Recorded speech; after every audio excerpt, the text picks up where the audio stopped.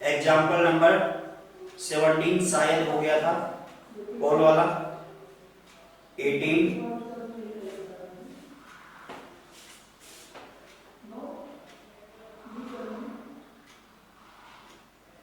ये रिवीजन कौन पूछ रहा है? रिवीजन है क्या? रिवीजन मतलब क्या होता है बेटा? पहले क्लास तो पूरी कर लें, कल के टेस्ट का आंसर। बेटा मेरे को नहीं पता कौन सी पीडीएफ मिली आपको, जब मेरे को मिल जाएगी तो आप आंसर बता देंगे। अब 4.4 पे आ जाओ ना, क्वेश्चन नंबर 3, 4, 5 यही बच रहे बस, कर लेते हैं इनको अभी। सारे बच्चे फटाफट कनेक्ट हो जाओ, अभी आधे बच्चे भी नहीं आए। ठीक है बेटा, स्टार्ट करते हैं क्लास। क्वेश्चन नंबर 3, लो क्वेश्चन नंबर 3 क्या होता है? Is it possible to design, देखो, is it possible to design rectangular mango grove whose length is twice its breadth and the area is 800 meter square? If so, find its length and breadth. अब देखो, हमें mango लगाने का एक तरह से बगीचा बनाना है, तो मैंगो लगाने के लिए जो आपको स्पेस चाहिए, जो फील्ड चाहिए, क्या वो स्पेस सफिशिएंट है क्या? अगर उसमें दी हुई कंडीशन जो क्वेश्चन की है वो अप्लाई करें तो देखो बेटा कैसे करेंगे, ध्यान दो। सबसे पहले हम इसमें ये देखते हैं क्या क्या दिया हुआ है। रेक्टेंगुलर मैंगो ग्रूव है, तो पहले रेक्टेंगल ही बना लेते हैं। ये लो, सबसे पहले बना लेते हैं रेक्टेंगल। रेक्टेंगल बनाने के बाद उसने जो कहा है वो क्या है?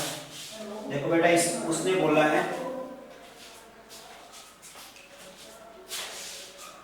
whose length is twice its breadth, जो उसकी लेंथ है, ये हम लेंथ मान लेते हैं और ये ब्रेथ मान लेते हैं। उसने बोला है कि जो लेंथ है वो ब्रेथ की डबल है। Length is twice its breath, तो ये अगर x है तो ये कितनी है? 2x।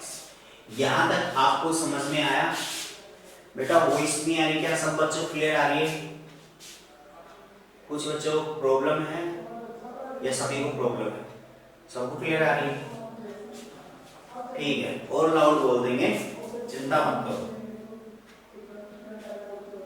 अब इसने आगे बोला, इसने and the area is 800 metre square. Area कितना है? 800 मीटर स्क्वायर है।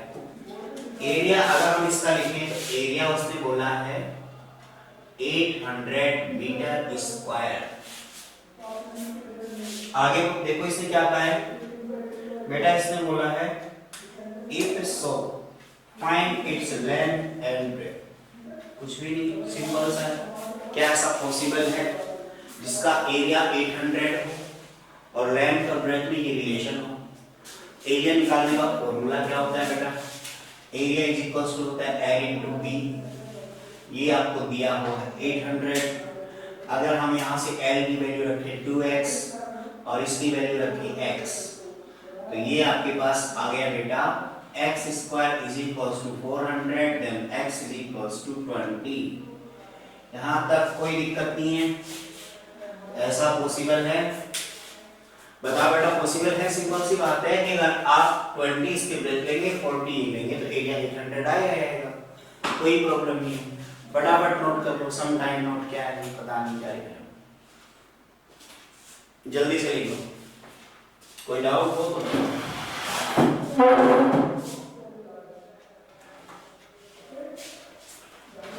किसी बच्चे को कोई भी डाउट हो तो बताओ।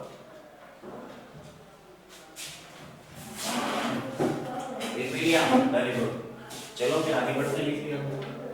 क्वेश्चन नंबर 4 की तरफ आ जाओ।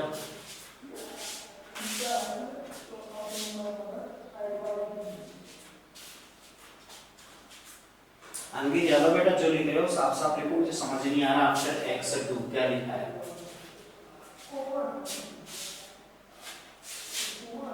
देखो नेक्स्ट आपका क्वेश्चन नंबर 4। क्वेश्चन नंबर 4 क्या है?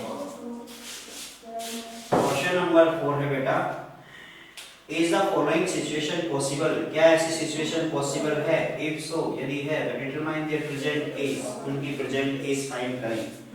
कब? नीचे कंडीशन दी हुई है, नीचे कंडीशन दी हुई है बेटा, तो नीचे कंडीशन दे रखी है। अब इसमें देखो क्या दिया हुआ है, the sum of age of two friends is 20 year, दो दोस्त हैं उनकी एज का सम कितना है बेटा? 20। 4 इयर्स अगो, देखो इसमें दिया हुआ है sum of age of two friends, sum of age of two friend, दो दोस्तों की जो एज है उसका सम कितना है? ये है बेटा 20 इयर्स। ये क्वेश्चन में बोला है उसको कि दो दोस्तों की एज का जो सम है वो 20 इयर्स है। फिर आगे बोला है 4 years ago the product of their age is in years is was 48 sorry, 4 साल पहले 4 इयर्स अगो उनकी जो एज थी पहले वो देख लेते हैं। दो दोस्त हैं, एक तो मान लेते हैं ये है और एक यही तो हो गई, दो ये दो दोस्त कोई भी है कि नहीं है? अब इसके बाद उसने ये बोला है कि उनकी एज का जो सम है आज के दिन वो कितना है? 20 है। तो हम उनकी अगर प्रेजेंट एज की बात करें, प्रेजेंट एज अगर पहला x है तो दूसरा कितना है? 20 माइनस x। ये आपको समझ में आया कि नहीं आया? अगर पहले बच्चे की एज x है तो दूसरे कितनी आएगी? 20 माइनस x। अगर आपको डाउट है, ऐसे मान लो कि एक अगर 5 साल का है तो दूसरा 15 का होगा, यही तो होगा। एक अगर 2 साल का है तो दूसरा 18 का होगा, सही बात है ना? लेकिन क्या वो दोनों दोस्त हैं? 2 ईयर वाला और 18 ईयर वाला दोस्त होंगे? होंगे? क्यों नहीं होंगे? क्वेश्चन में बोला है तो मानना पड़ेगा, मानना पड़ेगा। तो अब देखो ये प्रेजेंट एज है, एक x है दूसरी 20 माइनस x। अब हमें क्वेश्चन में बोला है कि 4 इयर्स अगो, 4 साल पहले, 4 साल पहले कितने के थे? तो बताओ x वाला कितने साल का होगा? x वाला 4 साल पहले कितने का होगा? कम कर दें इसकी 4 साल, तो ये हो गया x माइनस 4 ईयर का, दोनों में 4 माइनस करते हैं तो 4 साल पहले जो एज आई है इसकी तो आ गई x माइनस 4 और इसकी कितनी आ गई? 16 माइनस x। इतना आ गया, सब बच्चों का आ गया इतना। अब देखो, अब यहाँ 2 मत मानना, 2 वाला 4 साल पहले तो आएगा ही, 4 साल पहले की बात करनी है ना, आप ज्यादा मान लेना। अब देखो उसने कहा है कि 4 साल पहले जो दोनों की एज थी उसका जो मल्टीप्लाई है वो 48 है। तो 4 साल पहले दोनों की एज, एक की तो x माइनस 4 थी, दूसरे की 16 माइनस x थी और उसका मल्टीप्लाई 48 है। तो हम इक्वेशन निकालते हैं। वो कहता है ना क्वेश्चन में इफ इट इज पॉसिबल, ये क्या ये पॉसिबल है? वो कैसे पता चलेगा? क्वाड्रेटिक निकालोगे, x की वैल्यू अगर रियल मिलती है तो पॉसिबल है, अदरवाइज नहीं है। अब देखो x माइनस 4 और 16 माइनस x को मल्टीप्लाई करते हैं तो हमें क्या मिलेगा बेटा? माइनस का x स्क्वायर मिलेगा प्लस का 4x 20x हो गया बेटा ये लो, और माइनस का 64 हो गया। क्या ये सही है? सबको समझ में आ गया? मल्टीप्लाई करना आता है ना आप लोगों को? मल्टीप्लाई करने का मतलब एक बार x को 16 से करेंगे, दोबारा x को x से करेंगे, फिर 4 को 16 से, 4 को x से। मैंने कैलकुलेट करके उसको लिख दिया है, ठीक है? इतना आ गया। सबको एक तरफ ले लेते हैं तो minus x square plus 20x minus 64 minus 48 equals to 0। तो इक्वेशन आएगी आपकी ये लो 112 हो गई। माइनस से मल्टीप्लाई कर देते हैं, एक्स स्क्वायर माइनस 20x 112 ये इतना आ गया आपको, सबको आ गया, फटाफट नोट कर लो। अब हम ये देखेंगे पॉसिबल है या नहीं, ये कैसे पता चलेगा पॉसिबल है या नहीं। यहाँ तक जिसको समझ में आ गया वो ये बताए कि अब कैसे पता चलेगा क्या ऐसा पॉसिबल है। जल्दी से नोट कर लो इसको फटाफट, फिर हम आगे बढ़ते हैं। जल्दी नोट कर लो ना।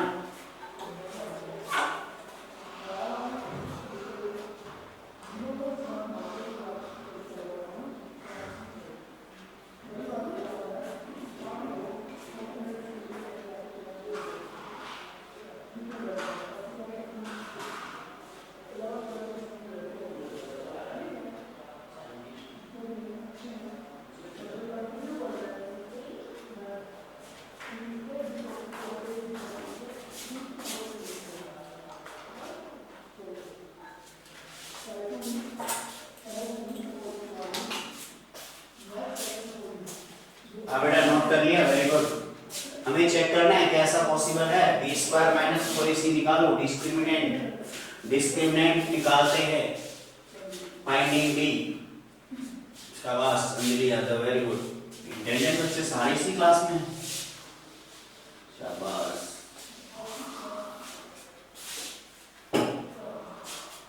देखो डी निकाले, लास्ट इक्वेशन का डी, डिस्क्रिमिनेंट क्या आएगा, बी स्क्वायर माइनस 4ac। अगर डी की वैल्यू पॉजिटिव आए या जीरो आए तो पॉसिबल है, नेगेटिव आए तो पॉसिबल नहीं। तो हम ये चेक करते हैं कैसे आते हैं। तो डी निकालेंगे तो बेटा बी स्क्वायर निकालेंगे, बी है आपका -20, -20 का स्क्वायर -4 इंटू ए इंटू सी, यही तो आएगा। ये आ गया आपका 400, सिंपल सा है, 400 ही आएगा। आता है ना 20 का स्क्वायर, सबको आता है, वेरी गुड। फिर माइनस, फिर इसको मल्टीप्लाई करेंगे तो 4 4 8, this is equals to -48। So d is negative, d is less than 0 और d इज नेगेटिव।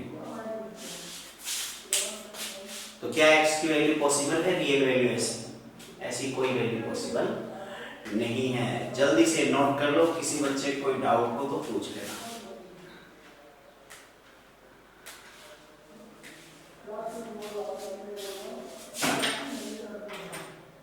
कुछ इंटेलिजेंट बच्चे वो रेस्पॉन्स दे, समझ में आ रहा है कि नहीं आ रहा, मुझे डाउट हो रहा है कि मैं कैसा पढ़ा रहा हूँ।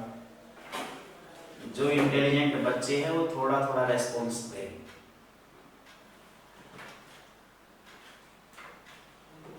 जल्दी से नोट कर लो, फिर अगले क्वेश्चन पे बढ़ते हैं। ये कर लिया आप सबने, कर लिया नहीं? बेटा जो अंग्रेजी तुमने सीख रखी है मेरे को थोड़ी बहुत सिखा दो। ये सम नोट क्या होता है, ये मेरे को समझ ही नहीं आता। देखिए इतनी इंग्लिश, सम नोट लिख रखा है। अब सम नोट क्या है बेटा? एक बार वीडियो ऑन करके आप सामने आओ, मेरे को देखना है। अंकित यादव, कम से कम मैं चेहरा देख के समझ जाऊं आप क्या पूछना चाह रहे हो। ऐसे मेरे को भी कंफ्यूजन रहेगा, आपको भी रहेगा। देखो, is it possible to design a rectangular park of perimeter 80 metre? जो 5 नंबर है उसमें दे रखा है आपको पेरीमीटर। पेरीमीटर क्या होता है? Length of boundary line. Perimeter मतलब होता है लेंथ ऑफ बाउंड्री लाइन। अरे तो बेटा इसमें मेरी क्या गलती है? तुम कंप्यूटर पे क्लास दे रहे हो, मेरी कोई गलती है इसमें?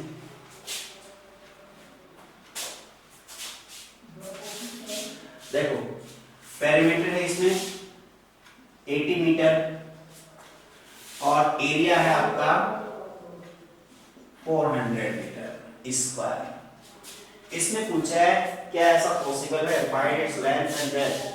एल और बी हमें फाइंड करने हैं, क्या ऐसा पॉसिबल है? देखो पॉसिबल है कि नहीं, चेक करते हैं। सबसे पहले पेरीमीटर की बात करते हैं। पेरीमीटर मतलब होता है L + B × 2 ये आ गया आपका 80, L प्लस बी आ गया बेटा 40।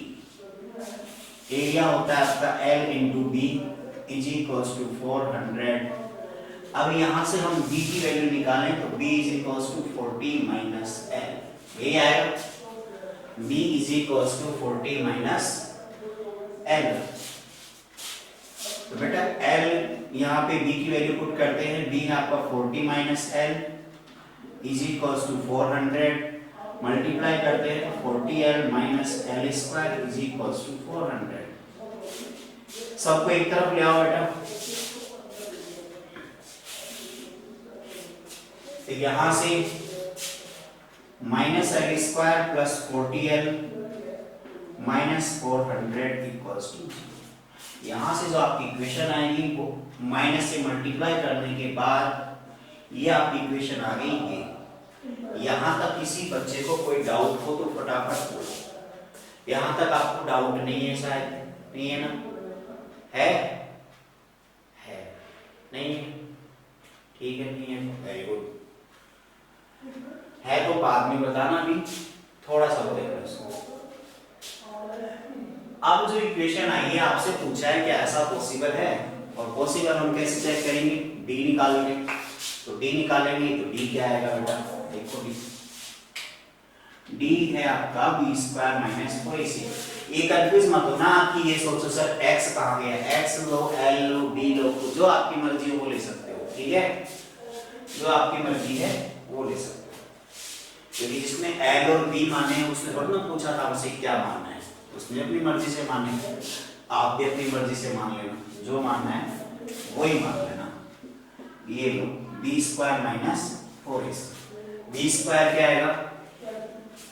माइनस 40 का स्क्वायर और 4ac, ये लो, ये भी 1600 और ये भी 1600, इसका मतलब तो ये क्या है?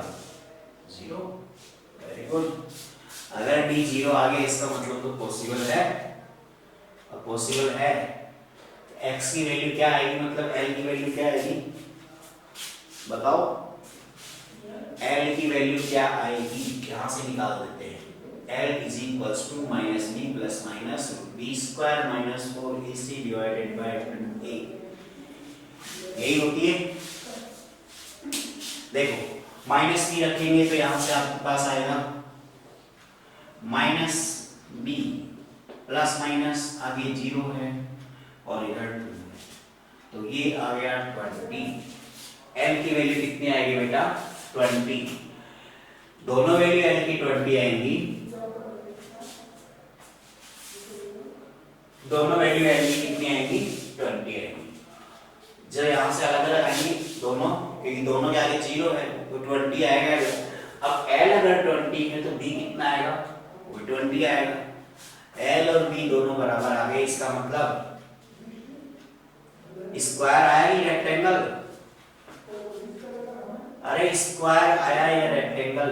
L और B बराबर आ गए हैं, बता सकते हो? बहुत टफ क्वेश्चन पूछा है। L की वैल्यू 20, B की वैल्यू 20, तो क्या ये स्क्वायर है या रेक्टेंगल है? बता सकते हो क्या? स्क्वायर। Very good. अब बेटा मैं दोबारा पूछ रहा हूं, क्या स्क्वायर को रेक्टेंगल बोलते हैं? क्या स्क्वायर को रेक्टेंगल बोल सकते हैं क्या?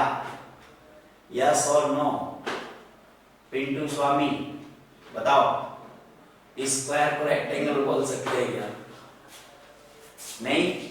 Yes no? दो ही ऑप्शन थे, दोनों लिख रहे हो आप तो, यस भी और नो भी। एक ही ऑप्शन बताओ, यस या नो। स्क्वायर को रेक्टेंगल बोल सकते हैं क्या? बोल सकते हैं बेटा, स्क्वायर को रेक्टेंगल बोल सकते हैं। क्यों? क्योंकि रेक्टेंगल की जो कंडीशन होती है वो सारी कंडीशन फुलफिल करता है कौन? स्क्वायर। रेक्टेंगल को क्या चाहिए? अपोजिट साइड इक्वल, स्क्वायर में होती है। और क्या चाहिए रेक्टेंगल को? सारे एंगल इक्वल, स्क्वायर में होते हैं। और क्या चाहिए? डायगोनल इक्वल, वो भी होते हैं स्क्वायर में। तो रेक्टेंगल की सारी प्रॉपर्टी कंप्लीट उसमें फिल होती है। ये बेटा सम नोट जो लिखते हो ना, मेरे समझ में नहीं आता क्या बोलते हो तुम।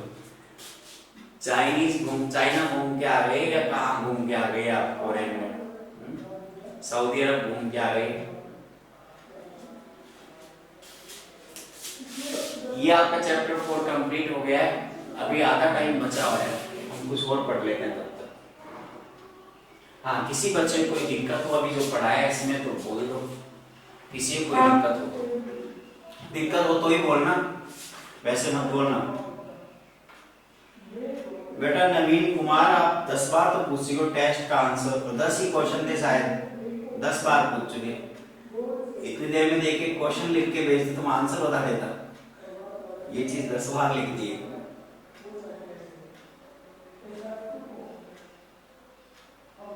कोई बात नहीं, आंसर आएंगे बेटा, आंसर की मिल जाएगी, साथ में डाल दे तो उन्होंने डाली नहीं शायद, आंसर की भी आपको भेज देंगे वो, आप उनको सोल्व कर लो, आज या कल में आंसर की भेज देंगे। बेटा अब हम आगे चैप्टर स्टार्ट करने वाले हैं।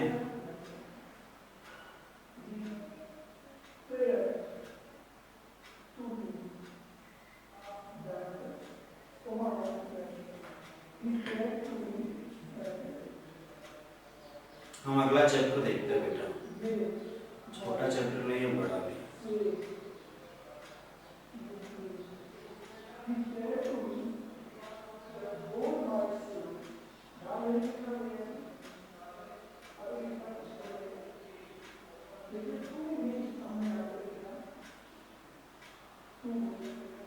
बेटा बुक सब बच्चों के पास है क्या?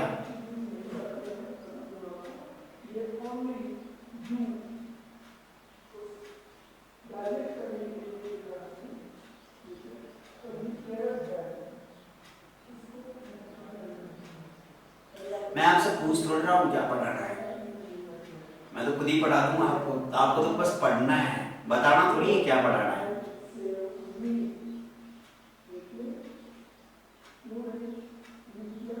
आपका काम पढ़ना है। अच्छा चैप्टर सेकंड कर लिया हमने, पॉलिनोमियल कर लिया क्या? एक ही चैप्टर अभी तक ये, ठीक है बेटा।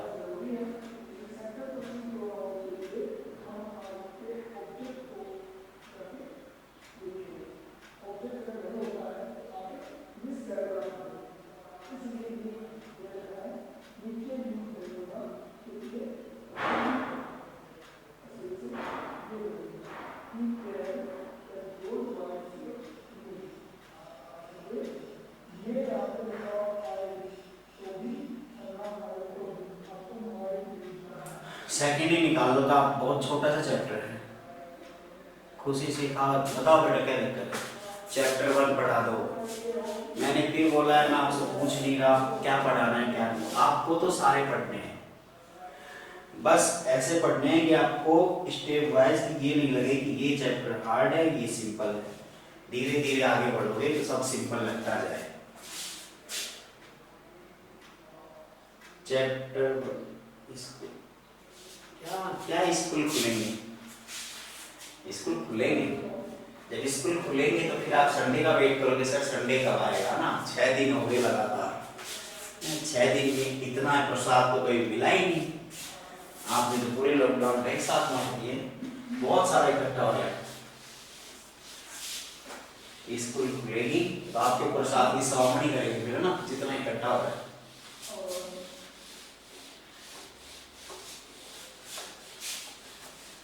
जितना इंतजार आप लोगों को स्कूल खुलने का, मेरे को उतना ही है ना, चिंता मत करो, आपका मोस्ट वेलकम है, खुलते ही स्कूल। देखो मैं कुछ छोटी छोटी चीजें बता रहा हूं।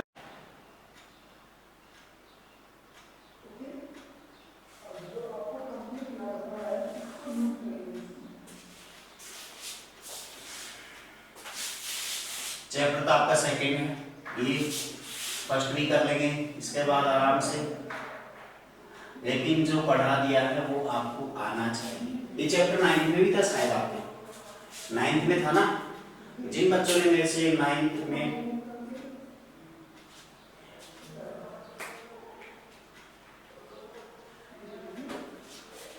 जिन बच्चों ने मेरे से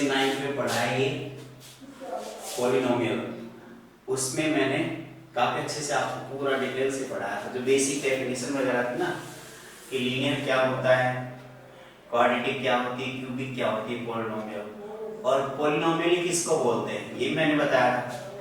तो देखो पॉलिनोमियल क्या होता है। पॉलिनोमियल में अगर हम देखना चाहें तो पॉलिनोमियल क्या होता है बेटा, देखो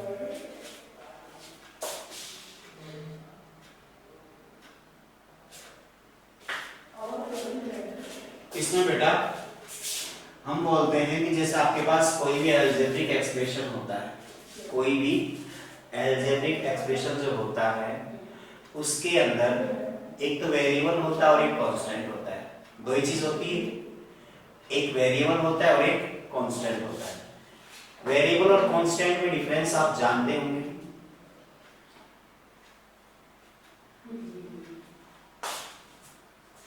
वेरिएबल और कांस्टेंट में आप डिफरेंस जानते होंगे। एक कांस्टेंट होता है, एक वेरिएबल होता है।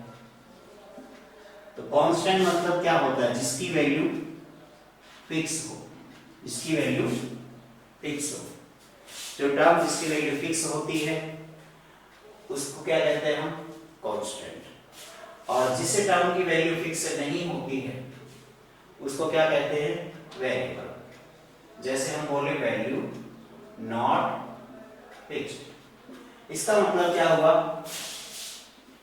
जैसे मैंने मान लिया कि इसमें एग्जांपल 4 ले लिया, तो क्या आप 4 को 5 बोल सकते हो, बताओ जल्दी से।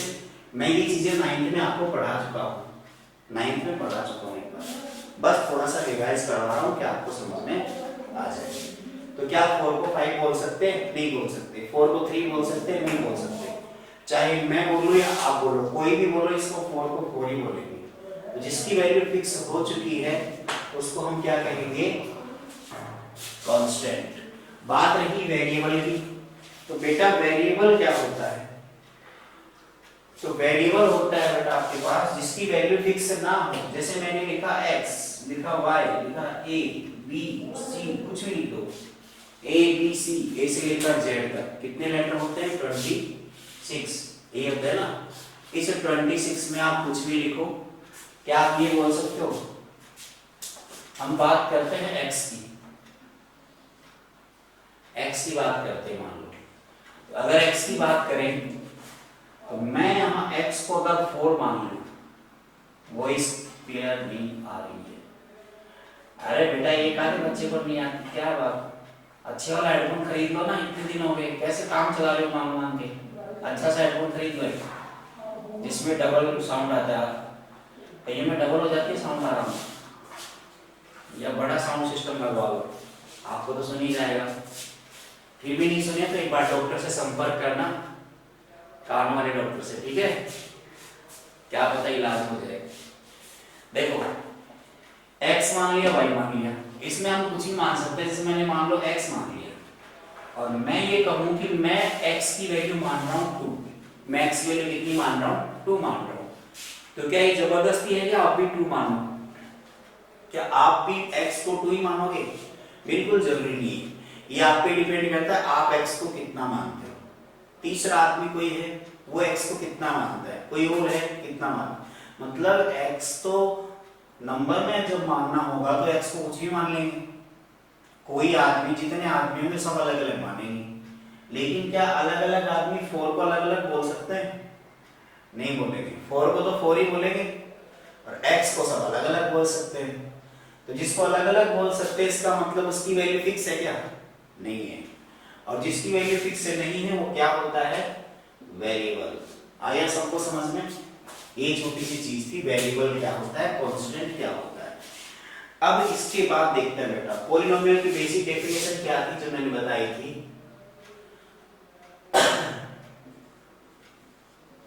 Power of variable term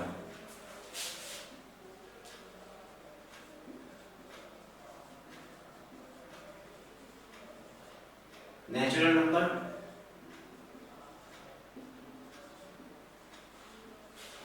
positive integer. Polynomial क्या होता है कि जो आपके पास एक्सप्रेशन लिखा है उसमें जो पावर होती है इसकी वेरिएबल की वो कैसी होनी चाहिए, पॉजिटिव इंटीजर होनी चाहिए या नेचुरल नंबर होनी चाहिए, ये होता है पॉलिनोमियल। फॉर एग्जांपल मैं 2-3 एग्जांपल करवाऊंगा बस आपको इसके, फिर पॉलिनोमियल की डेफिनेशन खत्म, फिर आगे बढ़ते हैं। ये 9th की अगर आपके पास कॉपी है जिसमें मैंने पढ़ाया है तो उसको एक बार देख लेना, पॉलिनोमियल का स्टार्टिंग बहुत अच्छे समझ में आएगा। मैंने उसमें बहुत आराम से आपको बहुत अच्छे से पढ़ाया सारी चीजें, अगर आपने ध्यान से पढ़ा है तो। पढ़ा हो तो देख लेना, नहीं पढ़ा हो तो फिर क्या करोगे पढ़ के, बहुत इतना काम चल जाएगा आपका। देखो देखो बेटा एग्जांपल देखते हैं कि पॉलिनोमियल किसको बोलते हैं किसको नहीं बोलते, जल्दी से देखो। जैसे मैंने एक एग्जांपल लिया x² + 2x + 1। यहां अगर मैं बात करूं वेरिएबल की, ध्यान से समझना सारे बच्चे, इधर ध्यान दे। यहां वेरिएबल की बात करूं तो यहां मेरे पास वेरिएबल x है, यहां भी x है। पावर चेक करते हैं, पावर ऑफ वेरिएबल टर्म, यहां पावर 2 है, यहां पावर 1 है।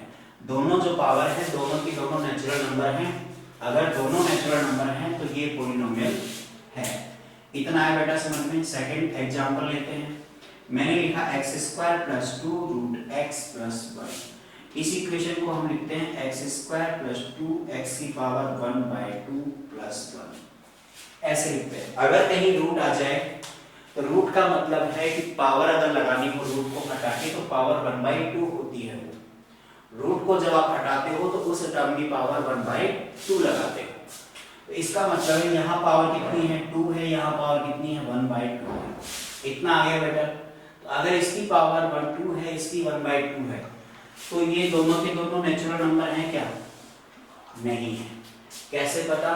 क्योंकि यहाँ तो 2 आ गए, ये तो सही है, लेकिन 1/2 थोड़ी नेचुरल नंबर, 1/2 तो नेचुरल नंबर नहीं है। तो इसका मतलब हम ये कह सकते हैं कि ये जो एक्सप्रेशन लिखा है ये पॉलिनोमियल नहीं है। दो एग्जांपल हो गए, एक और करवाते हैं इसका एग्जांपल। ये सारे एग्जांपल मैंने आपको लास्ट क्लास में 9th क्लास में करवाए थे, वापस करवा रहा हूं ताकि आपको दिक्कत ना हो। x² + 1/x + 5। जब भी वेरिएबल आपका डिनोमिनेटर पार्ट में हो तो आपको सबसे पहले उसे न्यूमरेटर पार्ट में लेके आना है। जब भी डिनोमिनेटर नीचे हो तो उसको पहले ऊपर लेके आएंगे। ऊपर लेके आएंगे तो क्या बनेगा? x² + x की पावर -1 + 5।